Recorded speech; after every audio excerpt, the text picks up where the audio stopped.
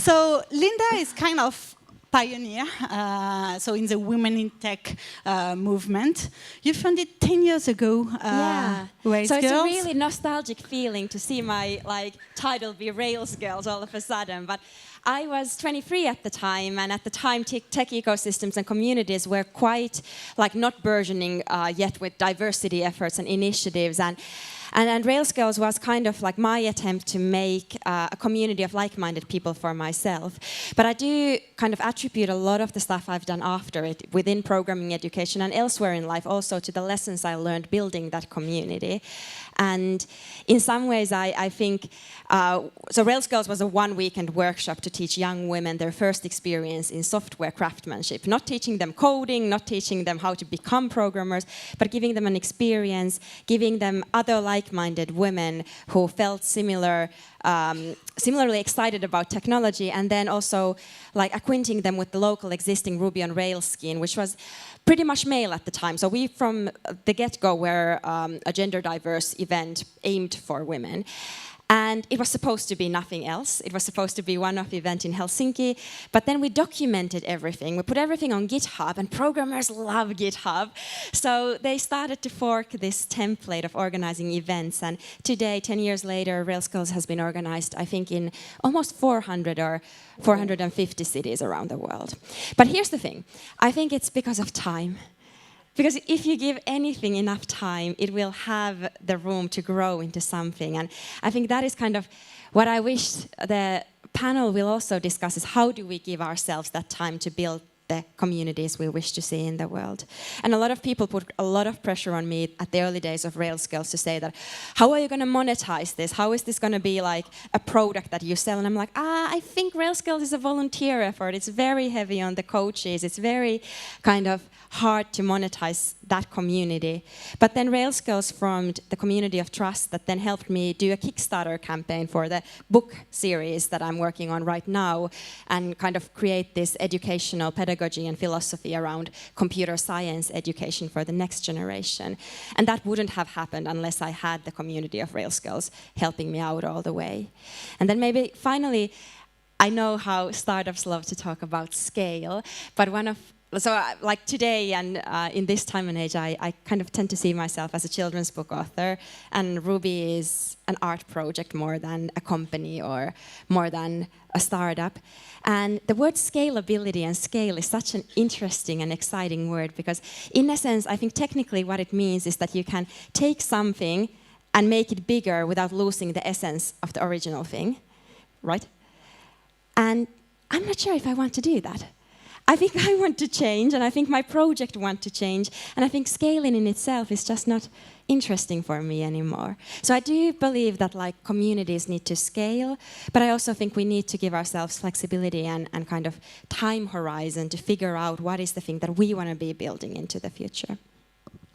Okay, thank you. You want to add something before to leave? Or no, just I've had a really fun time, and just listening to the Smart Girls panel, listening with the pre-brief call. I think it's also such an exciting time to be working as a woman in technology, because all of a sudden we're allowed to project our own frequency and step into our own curiosity, and it's a wonderful time to be here. So perhaps with you, Sarah, you build the most youngest community, so Femme Street. Can you tell more about this project? And I think you are VC by day and on Femme Street by night. Yes. So by day, I'm investor Dawn Capital, based in London. But 2 years ago, I started a newsletter called Femme Street, and I didn't really have a defined business objective. I wasn't really sitting there in my bedroom in London, okay, I need to start a community or business or brand. It was just pure my personal frustration. I just noticed in late 2017 there was an increasing number of female founders or women investors sharing content, sharing knowledge on building companies or on investing. And I couldn't really find a single well-curated source that would just share this kind of content and feature these women and increase their visibility. We were all reading Strictly VC, or all these guys in Silicon Valley had these fantastic blogs we were always reading, and they're great, but I thought there's a lot more from a female perspective. So my idea was just to shine light on them, and then Femme Street was born. So really the first year was all about content and increasing woman visibility and just in the newsletter, and it was really about educating them, knowledge sharing. And then the second part, which is more in year 2, so this year I started basically doing a lot of offline events. I teamed up with VC funds, I teamed up with other startups or other communities actually, and doing very similar things. And we're just doing great events, dinners, workshops, everything for free. And then we also launched a Slack channel because I realized it's super important to have an online community where everyone can meet, because that's, I think, when you actually, the magic happens. It's great to read something every week and you're going to get an inbox. So on your inbox you see a newsletter from Femme Street. And I think people now actually wait for this every Sunday, but it's even better if you come actually to an event and you meet the person that reads it too. And you can connect with them and then do things together. So I think that was, a great journey so far. Thank you, Sarah. Just to jump into you, Céline, I think you began also with a newsletter. Yes. Became My Little Paris, one of the biggest success here in France. And now you just launched Mona. I think it's kind of give back project as an entrepreneur. Can you tell more a little bit more about My Little and then Mona, because this is the purpose of the community? Yes, of course. Well, I guess My Little Paris is a media and an e-commerce platform. Our brand is really clearly dealing with everything around Paris. But as an entrepreneur, I guess that actually My Little Paris is a story of women. We started 10 years ago. We were 5 women co-founders. We had 0 money and 0 experience. Today, that is what we call the power of 0. At that time, it was just being broke and young. So we started by sending just a newsletter to 50 friends. A month later, we got 1,000 subscribers. Today, we speak on a daily basis to more than 5 million women in France, Germany, and Japan. And thinking about it, so we were 5 women co-founders. Today, our team is, it's 130 people. Out of them, 110 women. And actually, we never raised any money. So we never had to knock at the door of a VC. We just knocked at the door of our clients. So it was like the VP communication of Dior, of Chanel. They were women, and they were actually our readers. So the first woman who actually signed, and gave us money, the first person to give us money were women. And they were our readers, so they knew exactly, the impact we will get. 10 years later, I realized that actually it was the story of women. I just wanted to share maybe a bit of what we've learned, a bit of the network we've built as well. And this was meant to be Mona. So Mona is a co-working space for women. And what I love about that, so it was like 400 square meters in the Marais. And you could clearly enter just to grab a coffee and the best cookies in Paris, but also to listen about Roxane Varza, for example, speaking about her project, or Perla Savant-Schreiber speaking about aging. So it was really like more lifestyle project around women empowerment. And you, Merici, can you talk about Adalist? So you're the managing director and founders. What was the story? It's an email-based community? Absolutely. So, hi, good afternoon and evening. So, Ada's List is an online community of over 7,600 women globally. 4,500 are in the UK. So, I started Ada's List 6 years ago after moving to London from the States. I was in a number of, it's funny to hear Jessica mention it earlier, Google groups. That's seems to be the infrastructure of technology, which I'm actually fully support. And in the States, and I moved to London, and not only did I not know how to find a job, I didn't know how to find a friend. I didn't even know what companies existed. And so we launched Ada's List. And our growth has been completely organic, which means, I'm throwing out invest in me words, but really what that means is that our community likes to help each other. And so people come to Ada's List to post a job. It's free, so anybody can join it. To post a job, to ask for a job, to ask for advice, to ask for a new flatmate, or I don't know what that is in an apartment mate, housemate, roommate, there we go, roommate. See, I don't even speak American anymore. So it's kind of random, but it's a group of women who work in and around digital. Did that answer your question? Yeah, totally. Awesome. Thank you, Mariche. So, Thanks. if you are here, that means that you are quite successful. So, what is the traits of a successful community? What kind of tips you can give to build your own? And perhaps, Sarah, you have some idea and some tips to give. And how do you start? Loads of learnings after 2 years. What I mentioned earlier, I think online and offline, I think that was a big learning, but I think I already elaborated on that one, which I think are two crucial elements for any successful community.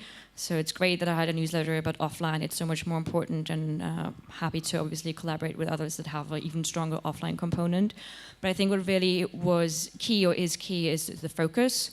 So for me, it was not about doing a trillion things and all in 1 year, just picking 2 things. And it really was about content, but also about the connectivity or community element. And I will just work on this or work out this further in the next, I think, year.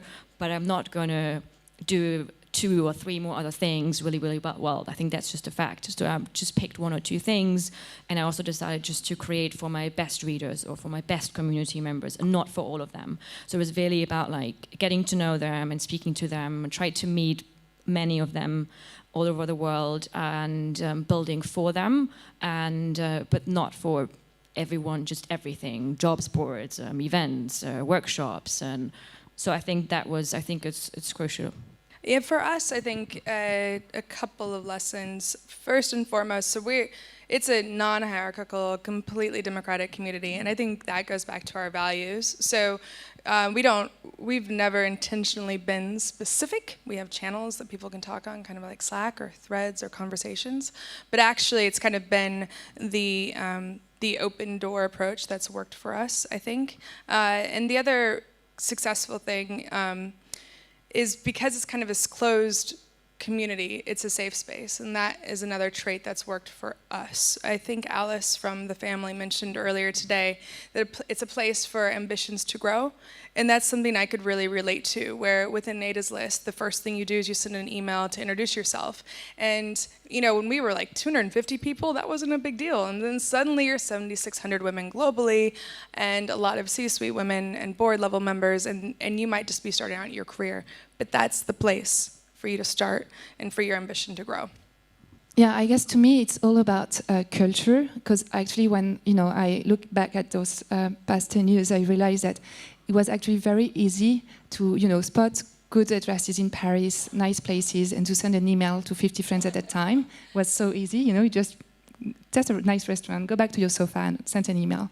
I guess what was more clearly very different and a very clearly competitive advantage is the culture that we built around that, is the culture that we built within the team. And to me, actually speaking about building a community, I really want to speak about how you create a community within the company, how you create a specific, very strong culture, within your team. And I guess this is really clearly what makes a big difference for My Little Paris. So we have very strong, rendezvous during the year. For example, we do have organized creative mornings. Every month we will receive inspiring women, around creativity. Every 2 months we all go into a theater, and we do what we call the Mega Lab. So every woman of the team will go on stage and share a topic, like it's a mini TED, but just for ourselves, and no clients, no one external. And all that clearly built a very strong sense of community within the company. And to me, you cannot really build a community outside without building this strong sense of relationship and ownership inside. Today we are talking about the tech communities and the male-dominated tech industry. In fact, you have a lot of male, and we are few female trying to build women-only community together to support each other. But the point is that we need to convince men, and you saw that we have no male on the panel. We have few in the States. Thank you very much to be with us today, and thank you, Marwan. You're the one. Men. You're the one. You're our friends. And what I want to say is VCs are 80%, 90% of men. So how can we connect our amazing women community, and how can we involve men into that? Without we can support each other, talk together, and really have the tips and the mentoring session. But the business is male-dominated, the VCs and the capital is male-dominated. So how can we do that? How can we convince them to come and to join and to do it together? Marichi, you have an opinion on that? I've got so many opinions on this. So I think first off, I created a community of women in tech, and I think that I'm happy to talk about men, but I think what's kind of weird and what we're not talking about when we use the word inclusive is that we're 4 women, white women on the stage, and what I'm really focused on, less so than making me work for a bunch of men, is actually, and I love men, let's be very clear, and I love women, and I love people that identify as everything in between, for me, my focus is more on how do we make Ada's list work across all of the different communities that want to access us and use us and come to us for resources. So that's first and foremost. And sometimes as a founder, as a white lady, I actually have to step aside. And that means that, aspects of the business need to be run by women of color because that's what our strategy is. But in terms of how we work with guys, we don't really have like a policy, but I think that our approach has generally been, let's work with guys that want to work with us, and I don't think that much of the problem is necessarily women's problem to fix, and I think that that's a very clear message from me. Don't send me in to clean it up, but let's work together to help you clean up your own mess. I think about this a bit differently, I think. So at Femme Street, men have always been a big part. I mean, I started as a newsletter so everyone can subscribe, and I want all of the men, obviously, to subscribe because then they can see what all the amazing women are up to. Because then I go, oh, wow, they just raised 100 million. Or, wow, this now is a female partner, and she has 2 kids at home. I should hire her actually for my fund.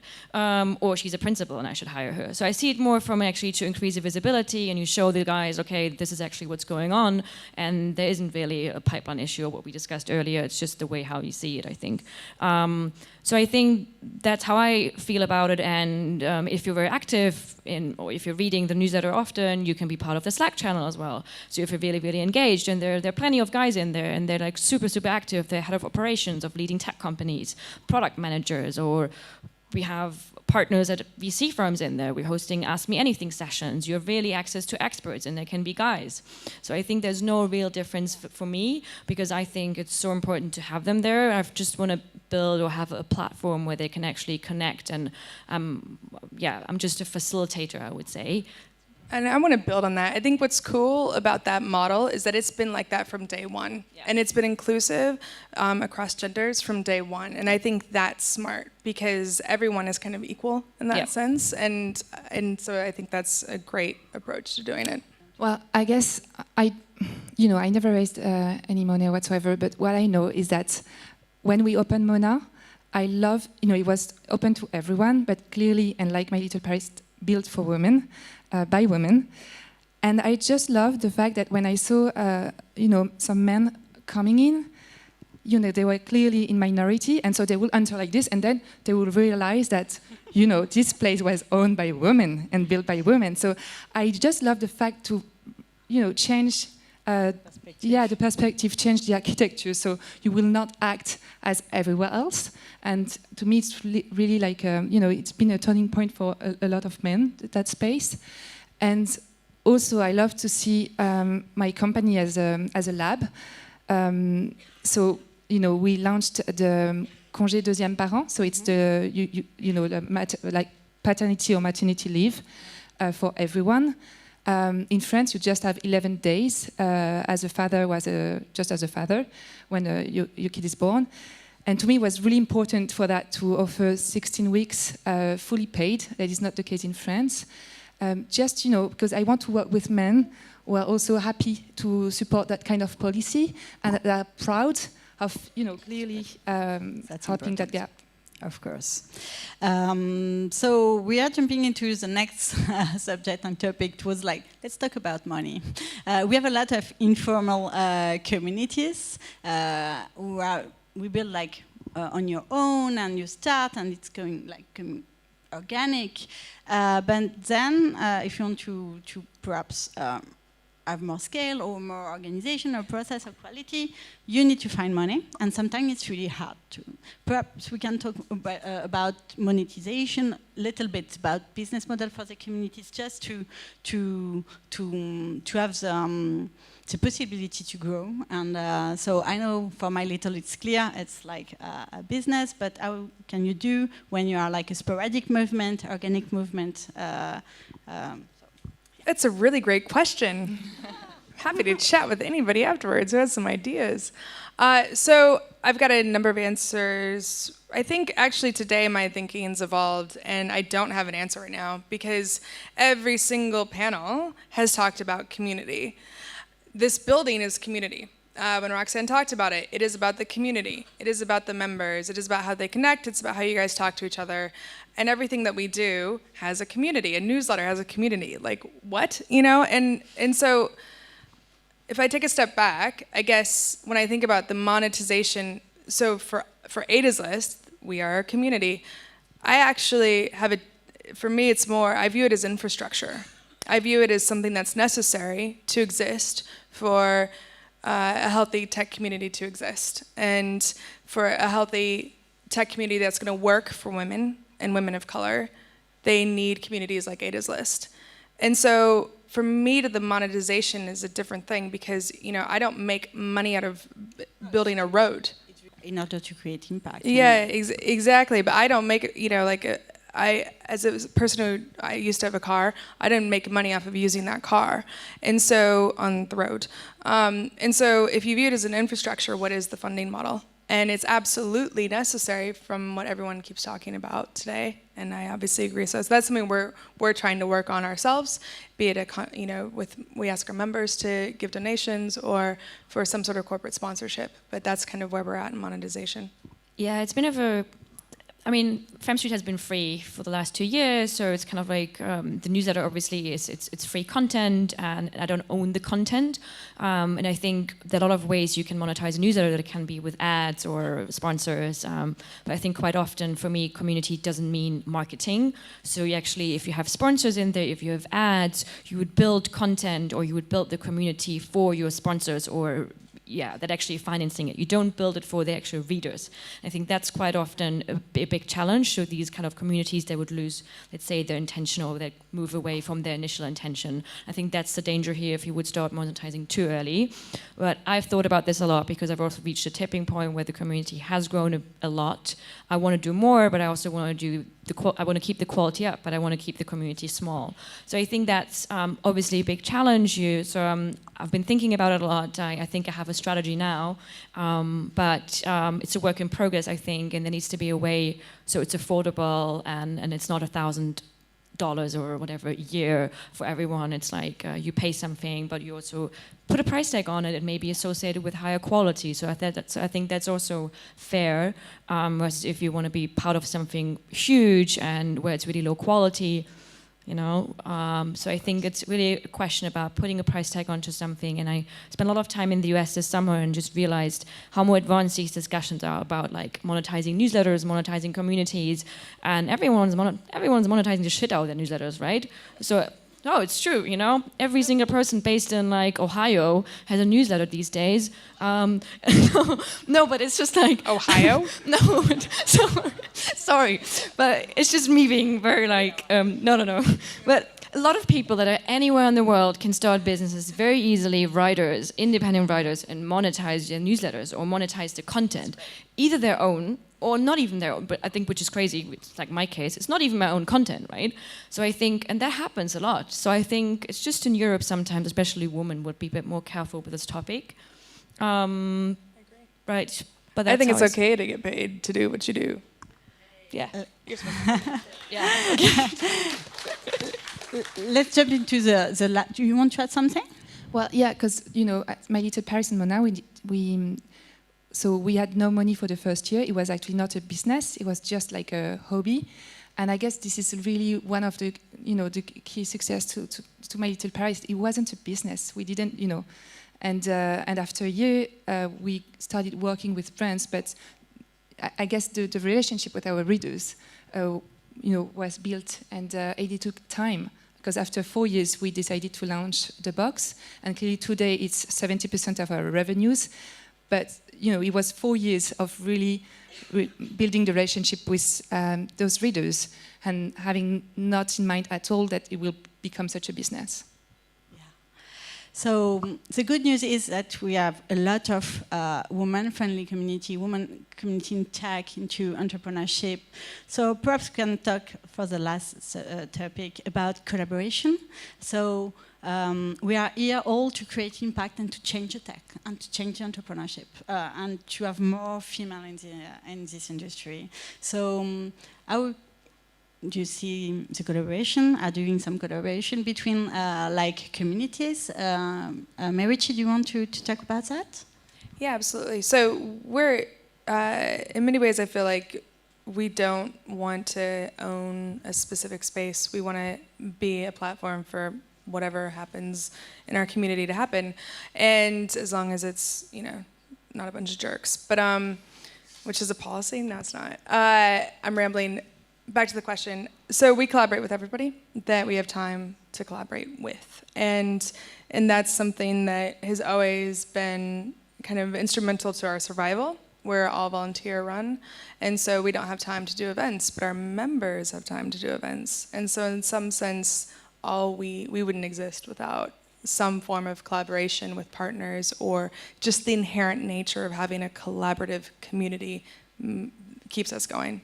Exactly. So I think cross collaborations are super important. I've done that with Femme Street a lot as well, and usually I think it's good if I play for my strengths, or Femme Street does something what we're good at. We're good in on the content side, and maybe offline bringing the right people together. But there might be a lot of like other networks like The Wing or Always or maybe Ada's List. Ada's List. We've never collaborated or you as before. well. You have your on the kind of like the co-working space. So I think I'm trying to really partner with these people that are maybe different or have something where I'm not so good at, and then we have a shared purpose, and then we just bring everyone together. So I think that's been like a good approach right now, and yeah, definitely need to collaborate. To me, it wasn't the case 10 years ago, because I guess it took so much energy to rebuild a brand and to build the content. We are just so focused on My Little Paris and on our tiny little world. Times have changed and things have changed a lot. And I guess today my strategy is called generosity. And I really see Mona as like the big sister. She has the nice flat, she has the connection.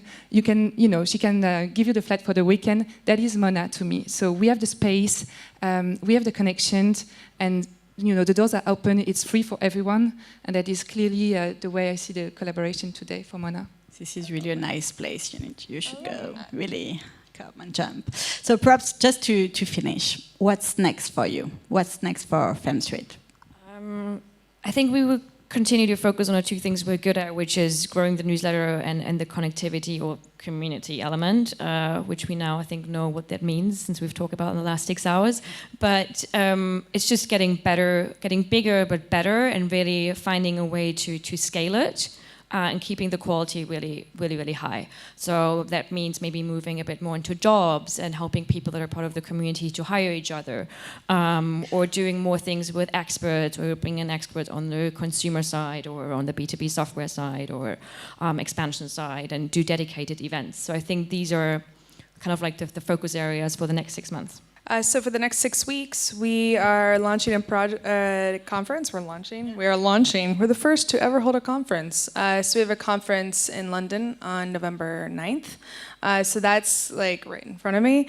But I think for me and for Ada's List, I really want to go back to our founding values, which was about changing the system and changing the organizations in which we work, or if we're founders, making sure that we don't hire jerks, and really changing the structure in which we operate. And because I guess I kind of feel like politically things are a bit nuts in the UK and possibly in the US and maybe the world. And like we've got to, now is the time to act. Now is the time to kind of to build communities. I actually do believe that communities are the future, and I think that's going to be where we're going next. Is how do we amplify that message? Well, to me, clearly, Germany, Japan, and some other countries that we're launching in the coming months. So it's it's a big challenge for us. And I guess in France and clearly in Paris, Paris has been our playground for the past 10 years. I guess today, with 5 million readers, I do feel like a responsibility for the kind of city that we want to build in the 10 years, coming 10 years. And clearly, we are sending a much more content about activism, and we clearly mobilize a lot more people than before. And those topics really generate a lot of not only conversation but also action right now in Paris, and I'm very happy and proud about that. Thank you very much. Thank you. Thank Bye. You.